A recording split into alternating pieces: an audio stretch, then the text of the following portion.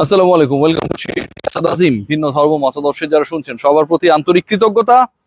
কথা দিয়েছিলাম, নারী ক্রিকেটে যেসব ঘটনা ঘটেছিল, যেসব কেলেঙ্কারি ঘটেছিল, আমাদের বোনদেরকে যারা নিপীড়িত করেছিল, সেই তাদের মুখোশ উন্মোচনের ক্ষেত্রে রিয়াসাত আজিম তার যে মিশন, সেই মিশনটা শেষ করে নাই। মাঝখানে অনেক ঘটনা ঘটেছে এবং আমি একটু ব্রিদিং স্পেস নিয়েছিলাম, কিছু তদন্ত, কিছু ডকুমেন্টস কালেক্ট করা যায় কিনা, আমাদের ক্রিকেটারদের সাথে আলটিমেটলি কি হচ্ছে সেগুলোকে বের করা যায় কিনা সেজন্য। এবং সেই কেঁচো খুঁড়তে বের হয়েছে সাপ। আপনারা খেয়াল করে দেখবেন যে বাংলাদেশে কদিন আগে একটা বড় ঘটনা ঘটেছে এবং সেটার জন্য আজকে একজন সরকারি কর্মকর্তার স্ত্রীকে গ্রেফতার দেখানো হয়েছে।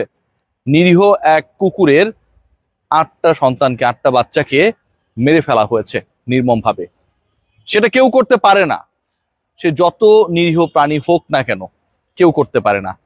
সেই জায়গায় সরকার যখন এটার এগেনস্টে প্রপার অ্যাকশন নেয়, একজন উপদেষ্টা যখন ফোন করে প্রপার অ্যাকশন নেয়ার জন্য প্রশাসনকে জানায়, ঠিক তখন যারা হিউম্যান বিইং, যারা সৃষ্টির শ্রেষ্ঠ জীব, আশরাফুল মাখলুকাত, সেই মানুষের প্রতিনিধি নারীদের রক্ষার জন্য, নারী ক্রিকেটারদের রক্ষার জন্য বাংলাদেশ ক্রিকেট বোর্ডের কোনো কম্প্রিহেন্সিভ অ্যাকশন পাই নাই। উল্টা আমার হাতে এমন এক চিঠি এসেছে যেটা দেখলে আপনারা কনফিউজড হয়ে যাবেন বাংলাদেশ ক্রিকেট বোর্ড কার ফরে কাজ করছে। নিশ্চয় স্ক্রিনে সেই চিঠিটা আপনারা দেখছেন। এবং এই চিঠি লিখেছেন তিনি হচ্ছেন তাসমিয়া বিনতে তাহের, সজল আহমেদ চৌধুরী, যিনি বাংলাদেশ নারী ক্রিকেটারদেরকে নানাভাবে প্রলুব্ধ করার চেষ্টা করেছেন, হয়রানি করার চেষ্টা করেছেন। রাজশাহী থেকে একটা মেয়ে এসে ঢাকায় আমাকে ইন্টারভিউ দিয়েছে, পরবর্তীতে তাকে থ্রেট করানো হয়েছে মিস অর মিসেস আমি জানি না, রোজিকে দিয়ে। সেই সজল চৌধুরীর ফেভারে এই চিঠি তার স্ত্রী লিখেছে বাংলাদেশ ক্রিকেট বোর্ডের চিফ এক্সিকিউটিভ অফিসার বরাবর। এবং এখানে সিগনেচার দেখতে পাচ্ছেন, যেদিন এই চিঠিটা বাংলাদেশ ক্রিকেট বোর্ডে দেওয়া হয় ডেটটা হচ্ছে 29/11, এবং সেদিনই honourable president for kind direction please CO লিখেছেন তার মতো করে। এবং প্রেসিডেন্ট একই দিনে রুবাবা দৌলামুদ্দিন, রুবাবা আপা, যিনি আমাদের নারী উইং এর দায়িত্বে রয়েছেন, চেয়ারপারসন সেখানকার, তার কাছে এই চিঠি যেন যায় এবং অ্যাকশন নেওয়া হয়, মানে আবেদনের প্রেক্ষিতে। সেই ব্যাপারে আমার অতি প্রিয় বুলবুল ভাই আসসালামু আলাইকুম, তার দায়িত্ব পালন করেছেন। খেয়াল করে দেখুন এই চিঠির প্রতিবাদ্যটা কি, সজল চৌধুরীকে বাঁচাতে হবে, তার স্ত্রী সেই চিঠি দিয়েছে।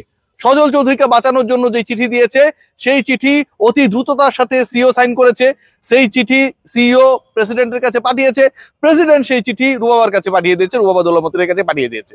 ঘটনাটা কি ঘটলো? অপরাধীকে বাঁচানোর জন্য যে চিঠি দেওয়া হয়েছে, সেই চিঠির ব্যাপারে বাংলাদেশ ক্রিকেট বোর্ডের টপ অথরিটি ভয়াবহভাবে অ্যাক্টিভ। রুবাবা আপার ডিসিশনটা আমি এখনো জানি না, কারণ এই চিঠিটা উনার মতামত লেখা নাই। অথচ যারা ভিকটিম, সেই ভিকটিম যারা হয়েছে, সেই ভিকটিম হিসেবে যারা স্টেটমেন্ট দিয়েছে, বাংলাদেশ ক্রিকেট বোর্ড তাদের সাথে ন্যূনতম যোগাযোগ করেনি এক্সেপ্ট জাহানারা আলম।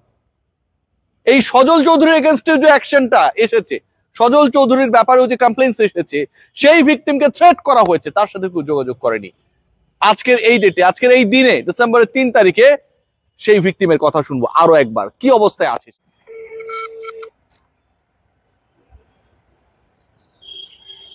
হ্যালো আপু, কেমন আছেন?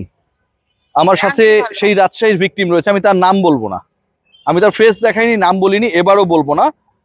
আপু, আপনার ব্যাপারে যখন আপনি সজল চৌধুরীর ব্যাপারে স্পেসিফিক এলিগেশনস গুলো আনলেন, তার পরবর্তী সময় বাংলাদেশ ক্রিকেট বোর্ডের পক্ষ থেকে কেউ কি আপনার সাথে কোনো যোগাযোগ করেছে যখন আপনি নিরাপত্তাহীনতায় ভুগছিলেন ওই সময়টায়?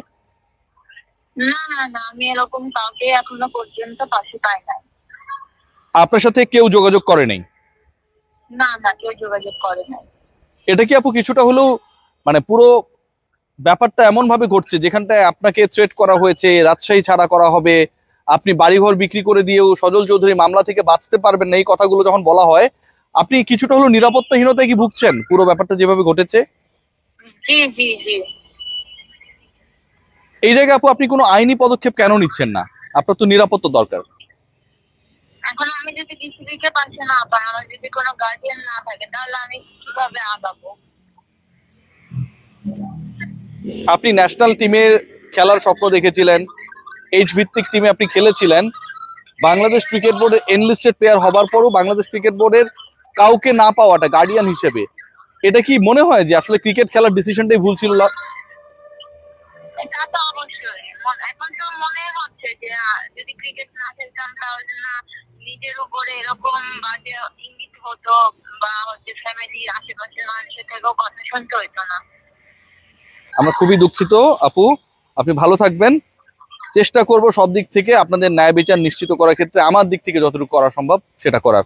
ভালো থাকবেন আপু, কথা হবে। যদি থাকেন তাহলে তো হবে। আল্লাহ ভরসা আপু, আমি কেউ না, আল্লাহ ভরসা, সবকিছু আল্লাহ ভরসা। ভালো থাকবেন আপু। জি আপু, ভালো থাকবেন। একজন ভিকটিমের কথা শুনছিলেন, যাকে গার্ডিয়ান মনে করে বাংলাদেশ ক্রিকেট বোর্ড, এই মেয়েটাই কমপ্লেইন করেছে সজল চৌধুরীর ব্যাপারে। এই মেয়েকেই সজল চৌধুরী হয়ে মিস রোজি থ্রেট করেছিল, যে অডিওটা আমি লিক করেছিলাম, আপনাদেরকে শুনিয়েছিলাম। সেই মেয়েটির পাশে বাংলাদেশ ক্রিকেট বোর্ড অফিসিয়ালি নেই, কেউ যোগাযোগ করেনি। আমার অতি প্রিয় খালেদ মাসুদ পাইলট ভাই ক্ষমতায় যাওয়ার আগে অনেক সুন্দর সুন্দর কথা বলতেন টক শোতে গিয়ে, কথা বলা শুরু করলে আর শেষ হতো না। আসসালামু আলাইকুম পাইলট ভাই। সেই পাইলট ভাই এখন এদের খোঁজ রাখে না, তার এলাকার রাজশাহীর এলাকার কথা বাদ দেন, ক্রিকেটার্স বা ক্রিকেটাররা যেই ক্যাটাগরিতে প্রতিনিধিত্ব করে, পাইলট ভাই তো সেই ক্যাটাগরির পরিচালক, সেই তিনি খোঁজ রাখেন নাই, এখনো রাখেন নাই। আর যিনি রাজশাহী থেকে নির্বাচিত ডিরেক্টর মুখলেসুর রহমান শামীম ভাই, তিনিও খোঁজ রাখেন নাই। বাংলাদেশ ক্রিকেট বোর্ড তার ক্রিকেটারদের খবর রাখে না। বাংলাদেশ ক্রিকেট বোর্ড তার এমপ্লয়িকে কিভাবে দায়মুক্ত করা যায় সেই চেষ্টা চালায়, এবং সেই চিঠি আপনাদেরকে দেখিয়েছি। এই চিঠি অতি প্রিয় রুবাবা আপার কাছে পাঠানোর আগে বা সিওর প্রেসিডেন্টের কাছে পাঠানোর আগে এই চিঠিটা কেন আসলো, কার স্টেটমেন্টে আসলো, ঘটনাটা কি, সেটার অনুসন্ধানের জন্য অন্তত এই ভিকটিমের কাছে একটাবারের জন্য বাংলাদেশ ক্রিকেট বোর্ডের প্রেসিডেন্ট আমিনুল ইসলাম বুলবুল, সিও নিজামুদ্দিন চৌধুরী সুজন, কিংবা আমার অতি প্রিয় পাইলট ভাই একটাবারের জন্য যোগাযোগ করে নাই। ভয়াবহ এক পরিস্থিতি, যে ক্রিকেটাররা মুখ খুলেছে, ন্যাশনাল টিমের আশপাশের এবং ন্যাশনাল টিমে খেলা ক্রিকেটাররা, তাদের প্রত্যেককে জাতীয় দল থেকে বের করার জন্য কনস্পাইরেসি চলছে। একটা জিনিস প্রমিস করলাম, যে আপনারা যদি আমাদের বোনদের ন্যায় বিচার নিশ্চিত না করেন, আমি থামছি না, আরো অনেক গোমর ফাঁস হবে। Let's see. টেক কেয়ার, ভালো থাকবেন।